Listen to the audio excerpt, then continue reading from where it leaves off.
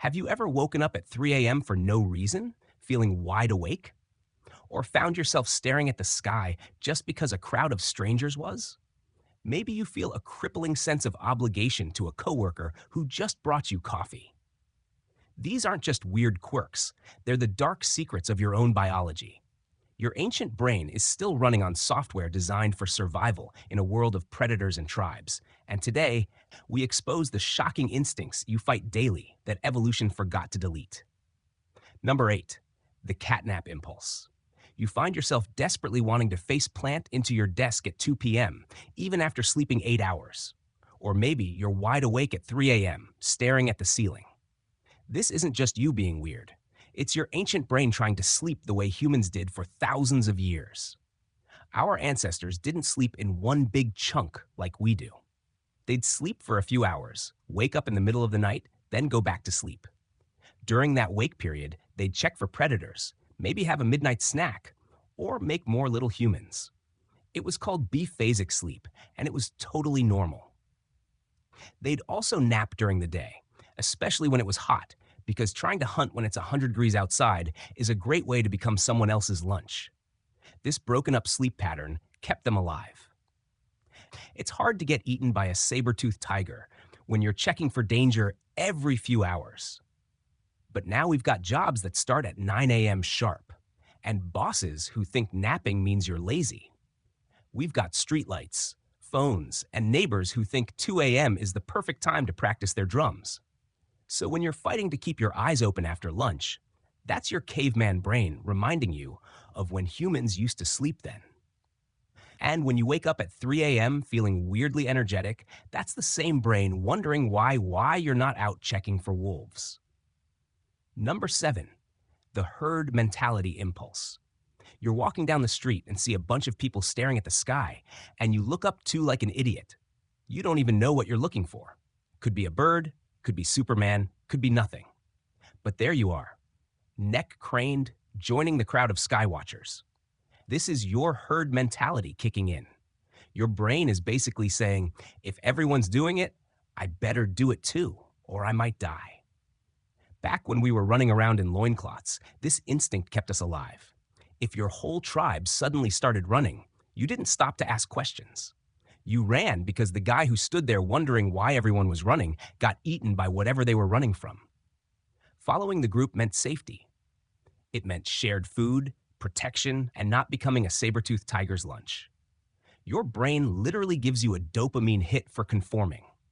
It's nature's way of saying, good job not being the weirdo who gets left behind. But now this same instinct makes you do dumb stuff like buying GameStop stock because Reddit told you to, or wearing those ugly shoes everyone's wearing, or believing that obviously fake news story because your aunt shared it and got 50 likes. Your caveman brain doesn't know the difference between follow the tribe to the water source and follow strangers on TikTok doing a dangerous challenge. It just knows that being different equals death. So you conform even when it makes zero sense. Number 6, the reciprocation obligation. Someone holds the door for you and suddenly you feel like you owe them your firstborn child, or a coworker brings you coffee, and now you're mentally calculating how to repay this life debt. This isn't you being dramatic. It's your ancient brain panicking about tribal politics. For our ancestors, reciprocity wasn't just nice, it was survival. You share your mammoth meat today. I share my berries tomorrow. We both live. If you hoarded your food like a jerk, you'd be eating snow for dinner when winter came. Your brain evolved to feel physically uncomfortable when someone does something for you. It's like having an itch you can't scratch until you've paid them back. This kept the tribe functioning. Everyone helped everyone, or everyone died. But now marketers use this against you like it's their job, because it literally is. You get a free sample at Costco, and now you feel obligated to buy a 10-pound jar of pickles you'll never finish. A car salesman offers you coffee, and suddenly you're considering that overpriced sedan. Someone does you a tiny favor, and your brain acts like they saved your life, and you must dedicate your existence to repaying them. You'll say yes to ridiculous requests from people who once lent you a pen. You'll buy things you don't want because the salesperson was so nice. Your prehistoric brain can't tell the difference between this person shared food, so I won't starve, and this person gave me a free keychain at a convention. It just knows that debts must be paid, or the tribe will cast you out to die alone. My take? The biggest lie we tell ourselves is that we're rational beings. We're not. Our brain is a Frankenstein's monster of millions of years of flawed evolution. We're running a prehistoric operating system on a modern-day device, and the bugs are everywhere. That need to micromanage everything? It's the same instinct that helped a caveman survive a harsh winter. That jealousy you feel on Instagram? It's your brain's primal fear of losing status within the tribe. And modern society, from marketers to social media platforms, knows this. They are actively exploiting these ancient vulnerabilities for profit.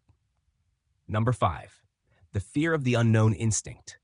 You walk into a pitch black room and feel your heart rate spike, or you stare at some weird foreign food like it's about to attack you. That's not you being a baby. That's your brain trying to keep you from becoming extinct. For our ancestors, unknown meant dead. That rustling in the bushes could be wind. Could be something with teeth. The ones who assumed wind got eaten, the ones who ran away, lived to pass on their paranoid genes to you. That weird berry you've never seen before might be delicious, might make you poop yourself to death. Our ancestors didn't have WebMD to check. They had trial and error meant death. So your brain evolved to treat anything new like it's trying to kill you, because usually it was. Your brain literally floods you with stress hormones when you encounter the unknown. It's screaming danger. Stick with what you know. The familiar won't eat you. But now this same instinct makes you order the same thing at restaurants for 10 years straight. It's why you won't try that new app everyone's using, or why you'd rather stay in a job you hate than risk something new. Your caveman brain can't tell the difference between unknown predator in the dark and unknown cuisine at that new Thai place. It just knows that different equals dangerous. So you stick with the familiar even when it's boring you to tears. Number 4, the need to control drive. You get that feeling when someone else is driving and you're pressing an imaginary brake pedal. Or when your perfectly planned day gets ruined and you want to scream. That's your control-free caveman brain having a meltdown. Our ancestors who controlled their environment lived. The ones who built better shelters, stored food properly, and planned hunting strategies survived winter. The ones who just went with the flow became fossils. Control meant the difference between eating and being eaten, between staying warm and freezing to death. Your brain rewards control with dopamine because control meant survival. This drive made us innovators. We didn't just accept that fire was scary. We controlled it. We didn't just hope for food. We planted it. But now your brain applies this life or death need for control to everything. A traffic jam makes your brain act like you're trapped by predators. A meeting running late feels like it might as well be a famine. Someone else loading the dishwasher wrong makes your survival instincts kick in, like they're sabotaging your shelter. You try to control things that literally don't matter. The weather, other people's opinions, which way the toilet paper hangs. Your ancient brain can't tell the difference between, I need to control this fire or we'll freeze, and I need to control this PowerPoint presentation. It just knows that lack of control meant death. So you micromanage, overplan, and stress about things you can't change. All because your brain still thinks you're one loss of control away from extinction. Number 3, the loss aversion bias. You find $100 on the street, and that's nice. But if you lose $100 from your wallet, you'll be thinking about it for weeks, plotting revenge against the universe. This isn't you being dramatic. It's your brain treating every loss like it's going to kill you. For our ancestors, losing something was way worse than not finding something. If they lost their only spear, they were on the menu. If they lost their food stash, they were about to experience starvation. Not finding extra food was disappointing, but losing what you had was death. So your brain evolved to absolutely freak out about losses. It literally makes losses feel twice as painful as gains feel good. It's nature's way of saying, don't you dare lose that thing that's keeping you alive. This kept our ancestors from making dumb gambles with their resources. They wouldn't risk their sure food supply for maybe more food. The pain of potential loss kept them cautious and alive.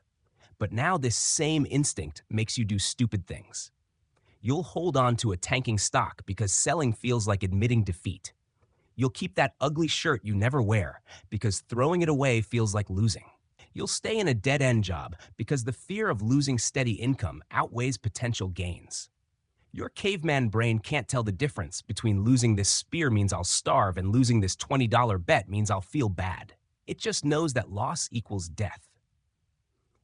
So you hoard, you avoid risks, and you let fear of loss control your life.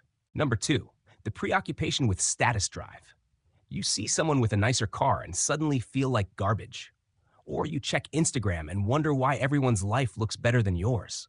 That's your status-obsessed monkey brain doing what it does best, making you miserable.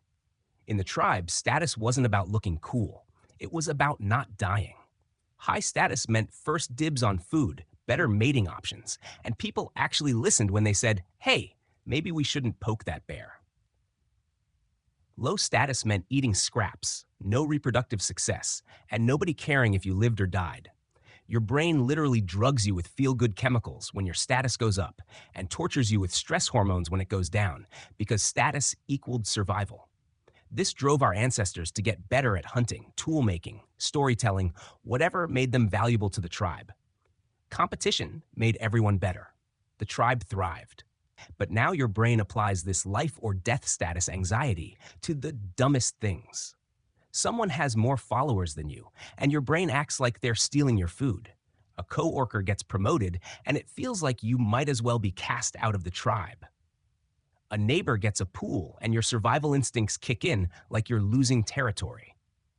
You buy things you can't afford to impress people you don't like. You post carefully curated lies on social media. You feel genuinely depressed because someone else's vacation looked better than yours. Your ancient brain still thinks your survival depends on where you rank. It can't tell the difference between low status means no food and low status means fewer LinkedIn connections. So you chase status like your life depends on it, because once upon a time it did. Number 1, the desire for fairness and reacting to injustice. Someone cuts in line and you instantly fantasize about violence, or a coworker steals your idea and you spend the next week plotting their downfall.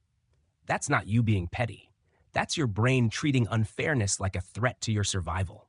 Because it used to be. In a tribe of 30 people, fairness wasn't some nice concept. It was life or death. The guy hoarding food while others starved was literally killing the tribe. The freeloader who didn't hunt but ate anyway was stealing resources from people who actually worked. Your brain evolved to go absolutely nuclear when it detects unfairness. It floods you with rage because unfairness could destroy the whole group. And without the group, everyone dies. This instinct kept our ancestors honest. Nobody wanted to be the cheater who got cast out, or worse, the cheater who got their skull caved in by angry tribe mates. Fairness meant survival. Detecting cheaters meant survival. Punishing unfairness meant survival. But now, this same instinct makes you lose your mind over things that won't kill anyone. Someone takes 2 free samples instead of 1, and your brain acts like they're stealing food from your children. A rich guy buys another yacht while people struggle, and your fairness detector goes haywire.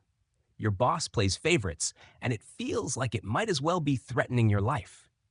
You can't let go of small slights because your brain thinks restoring fairness is a matter of survival. You obsess over injustices you can't fix. You get physically angry reading about unfairness online. Your ancient brain can't tell the difference between this unfairness will destroy the tribe and this unfairness is annoying, but ultimately harmless. It just knows that unfairness meant death. So you rage, you obsess, and you can't let things go. All because your brain still thinks the survival of the tribe depends on everyone getting their fair share of mammoth meat. That's all for today. I'll be making similar videos in the future. Subscribe to see them. The craziest part is realizing that so many of your daily frustrations, from road rage to not being able to let go of a petty grudge, aren't personal failings. They're just your brain's outdated defense mechanisms kicking in. You're living a modern life with an ancient mind. If you want to uncover the other bizarre glitches secretly controlling your choices, like why you're still terrified of the dark, hit that subscribe button.